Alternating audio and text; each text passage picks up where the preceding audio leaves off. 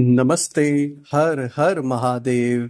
दोस्तों, आप सभी का टाइमलेस टैरो 6666 में बहुत बहुत स्वागत है। कैसे हैं आप सब? आई होप आप सभी स्वस्थ होंगे, मस्त होंगे।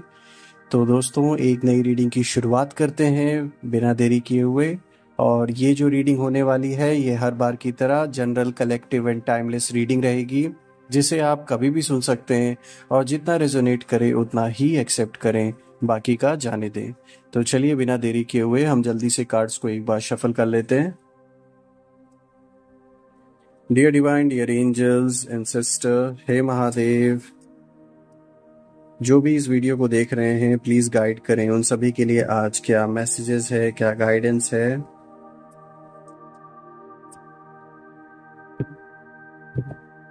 Let's see. स्पिरिट्स, एंजल्स, आज आपके लिए जो पहला कार्ड लेकर आए हैं वो लेकर आए हैं टेम्परेंस का। आज का दूसरा कार्ड है एस ऑफ सोर्ड्स। आज का तीसरा कार्ड है 5 of pentacles.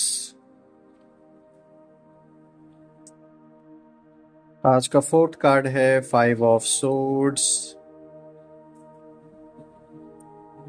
And now we have 10 of wands, जो कि आज का फिफ्थ कार्ड था। और आज का सिक्स्थ कार्ड है 3 ऑफ सोर्ड्स। ओके, लेट्स सी।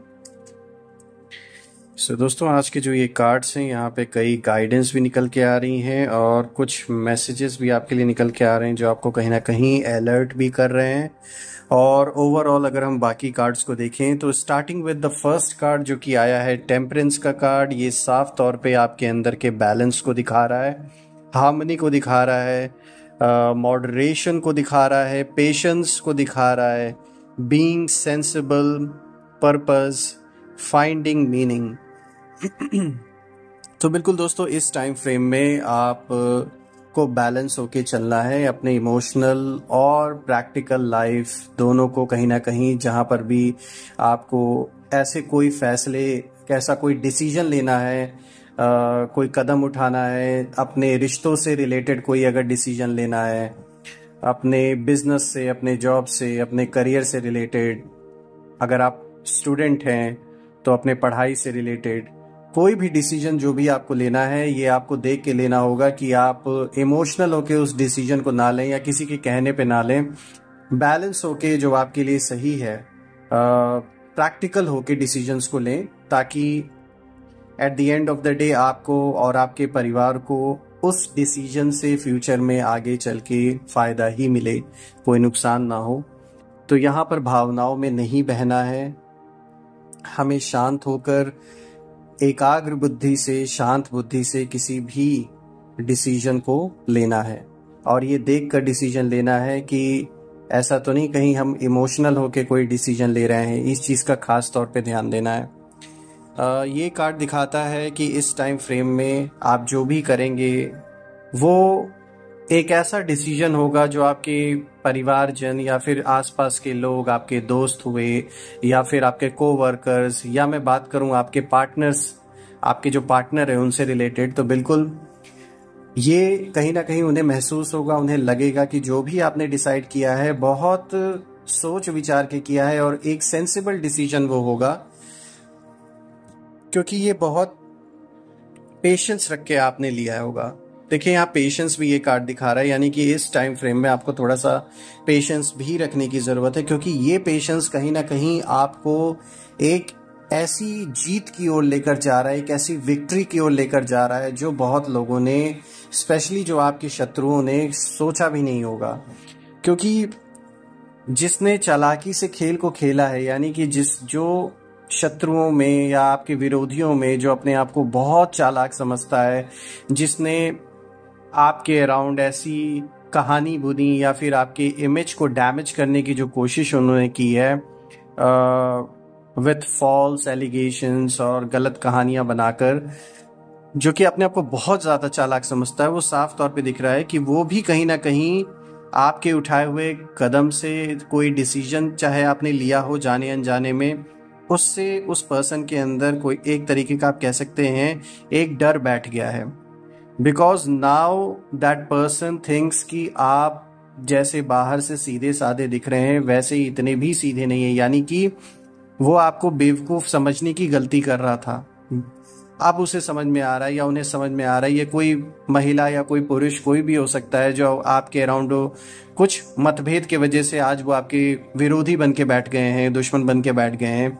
लेकिन इनका जो परसेप्शन था आपका आपके प्रति, तो इन्हें ये लगता था कि आप सीधे साधे बेवकूफ़ होंगे तो आपको तो ईजिली दे कैन टारगेट और they can do what ever they want. But the truth is कि अब उन्हें समझ में आ रहा है कि आप चीज़ों को शांत रहकर एनालाइज कर रहे थे, आप अपने सही टाइम आने का वेट कर रहे थे। और कहीं ना कहीं ऐसा भी लगता है दोस्तों कि यहाँ पर यूनिवर्स का एक इंटरवेंशन है, साफ तौर पे दिख रहा है कि जैसे एक गाइडेंस आपको दी जा रही हो और आपसे जाने अनजाने में कोई ना कोई डिसीजन ऐसा लिया गया है, आपने ऐसा कोई ना कोई डिसीजन लिया है या कोई ऐसा कदम उठाया है, चाहे भले आप इंटेंशनली आपने ना किया हो, लेकिन साफ तौर पे दिख रहा है कि उससे एक ऐसा इम्पैक्ट क्रिएट हुआ है, उसका जो एक ऐसा आप कह सकते हैं एक इफेक्ट जो निकल के आ रहा है, उससे ये जो विरोधी लोग हैं इनके अंदर एक डर पैदा हो गया है। So now they are thinking कि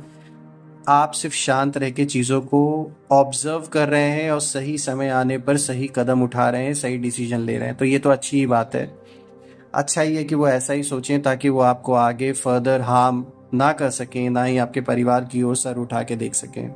तो ये तो बहुत अच्छी बात है।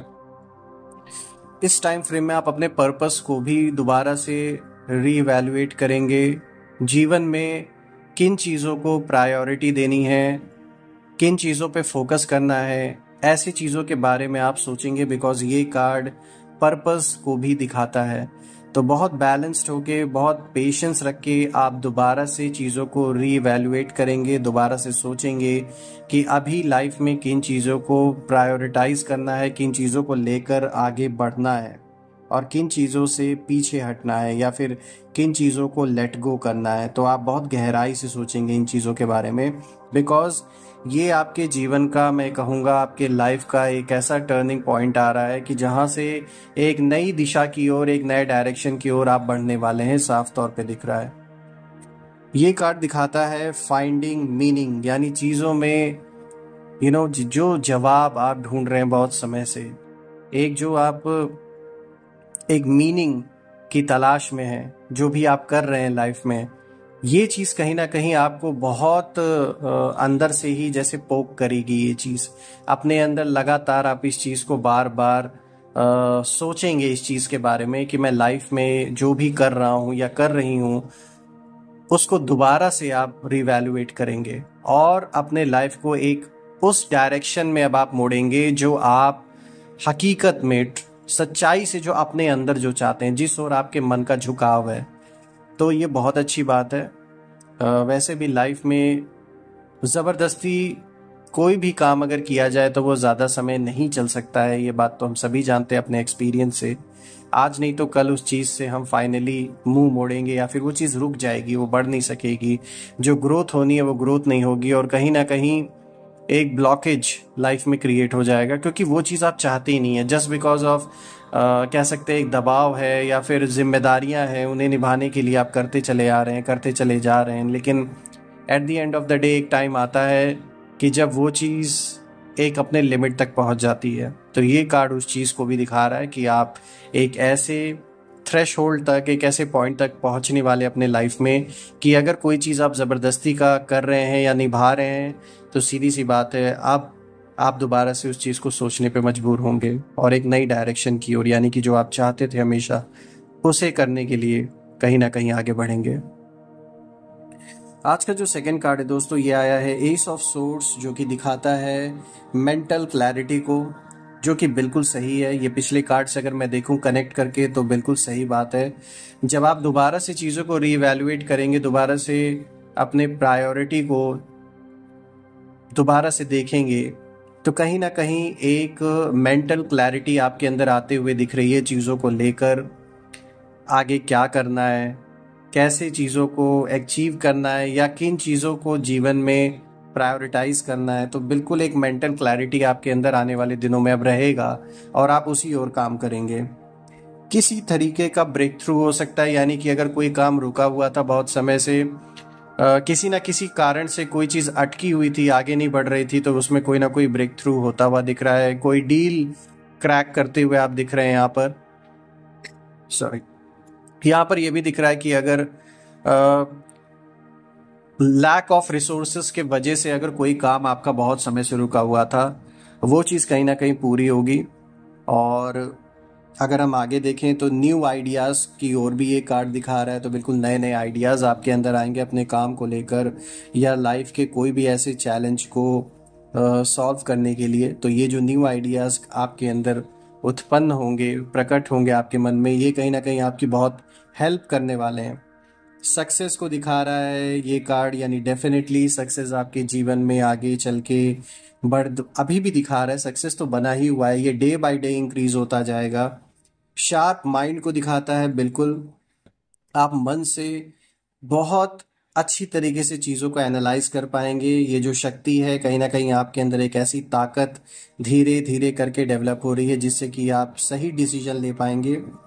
किसी नए कॉन्फ्लिक्ट की ओर भी ये कार्ड इशारा कर रहा है। ये कॉन्फ्लिक्ट कोई ज़रूरी नहीं है कि बाहरी कॉन्फ्लिक्ट की हम यहाँ बात करें, वो भी हो सकता है, लेकिन साथ ही साथ अगर हम देखें अपने अंदर संकल्पों का टकराव भी यहाँ पे दिख रहा है, यानी कि कुछ थॉट्स ऐसे आपके मन में आ सकते हैं कि नहीं, जो आप करते आ रहे हो उसी को करो, बिकॉज रिस्पॉन्सिबिलिटीज़ है, चाहे ज़बरदस्ती से ही। और कुछ थॉट्स आपके अंदर, मतलब आपस में संकल्पों का टकराव होना।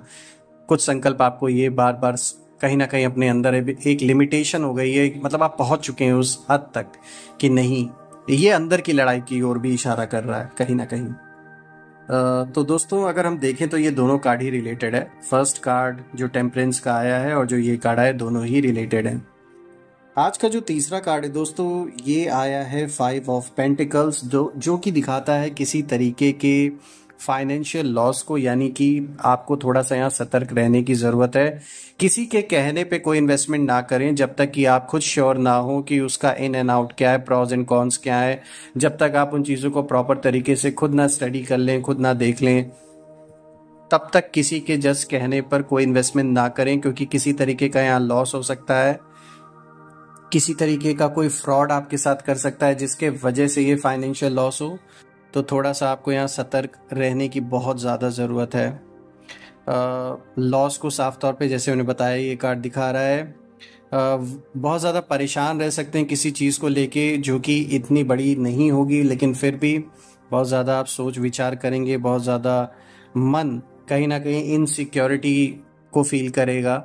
तो इन चीज़ों से थोड़ा सा आपको अलर्ट रहने की ज़रूरत है। स्पेशली यहाँ पे जो फाइनेंशियल लॉस की बात मैं कर रहा था, थोड़ा सा इस चीज़ को लेकर आपको अलर्ट रहने की ज़रूरत है।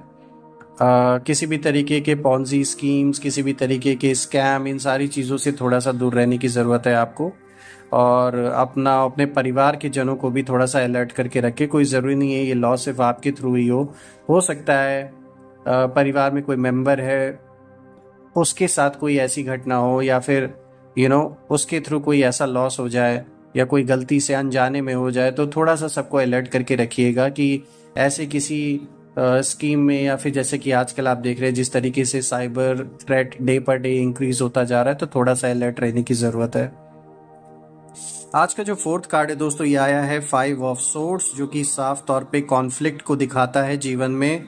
स्पेशली आपके विरोधियों के साथ ये जो कॉन्फ्लिक्ट है, ये आप कह सकते हैं एक ऐसे लेवल पे पहुंच रहा है जीवन में जहां पर किसी तरीके का कन्फ्रंटेशन हो सकता है। तो आई वुड रिक्वेस्ट यू किसी भी तरीके का डायरेक्ट कन्फ्रंटेशन में इन्वॉल्व ना हो, बिकॉज आप अगर लीगल रास्ता अपना रहे हैं तो वो आपके लिए सबसे अच्छा है। बिकॉज आप वैसे भी एक पीसफुल लविंग सोल हैं, वैसे भी हिंसा आप ना करते हैं ना बर्दाश्त करेंगे। तो आपके लिए ज़्यादा बेटर ही रहेगा अपने परिवार के नाते अपने लिए किसी भी तरीके के बाहरी कॉन्फ्लिक्ट से बचने की कोशिश करें।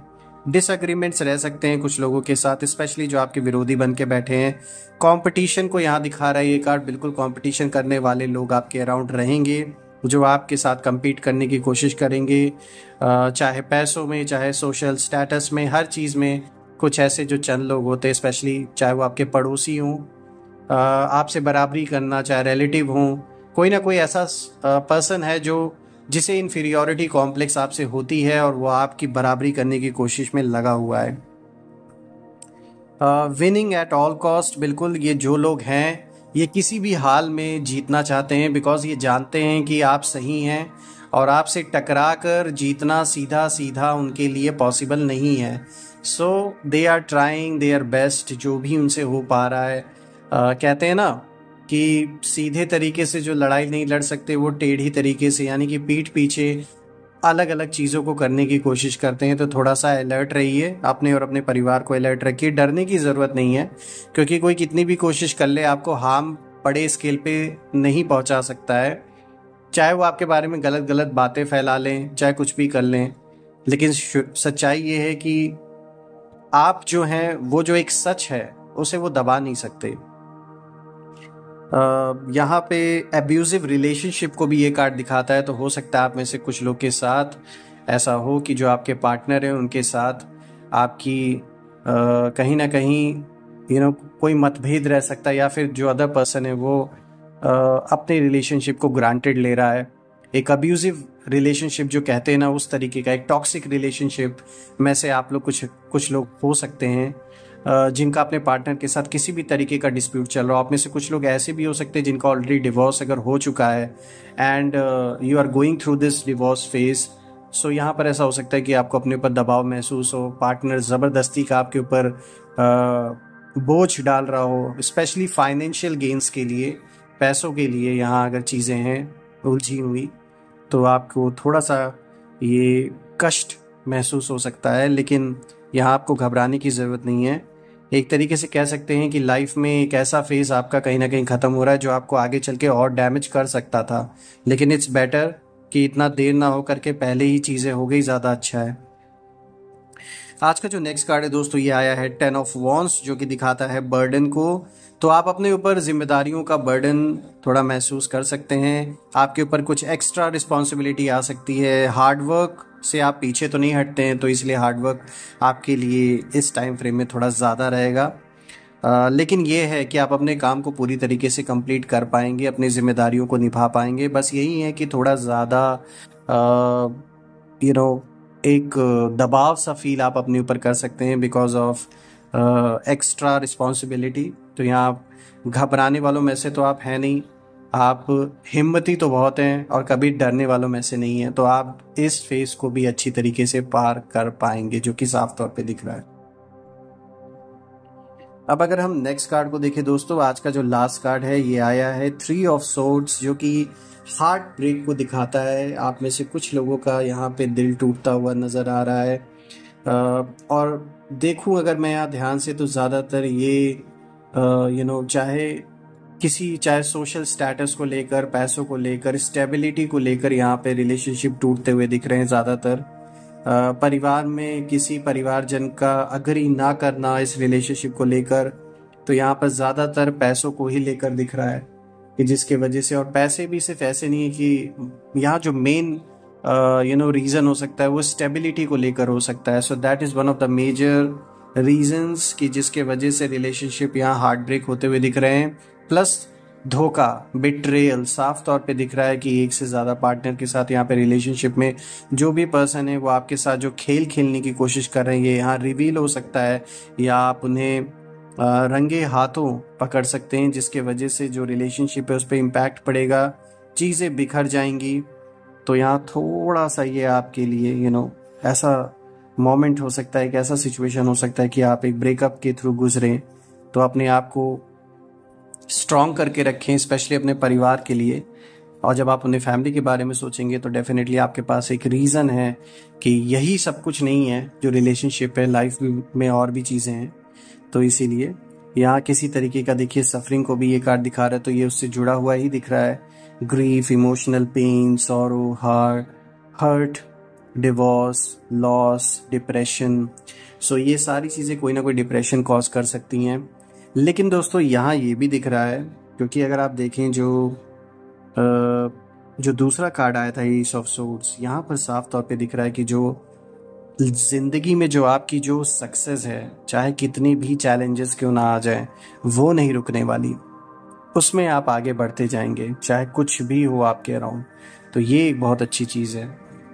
बाकी मैं प्रार्थना करता हूँ महादेव से कि आप और आपके परिवार पे हमेशा उनका आशीर्वाद बना रहे, और आप और आपके परिवार के अराउंड एक ऐसी पॉजिटिव शील्ड क्रिएट रहे, एक ऐसी ऊर्जा रहे जिसमें कोई भी नेगेटिविटी प्रवेश ना कर सके। सो दोस्तों, इसी के साथ आज मैं अपने वाणी को विराम देता हूँ, और कल मैं फिर से एक नई वीडियो में आप सभी से मिलूंगा। तब तक के लिए हर हर महादेव, जय माँ काली, जय भोलेनाथ।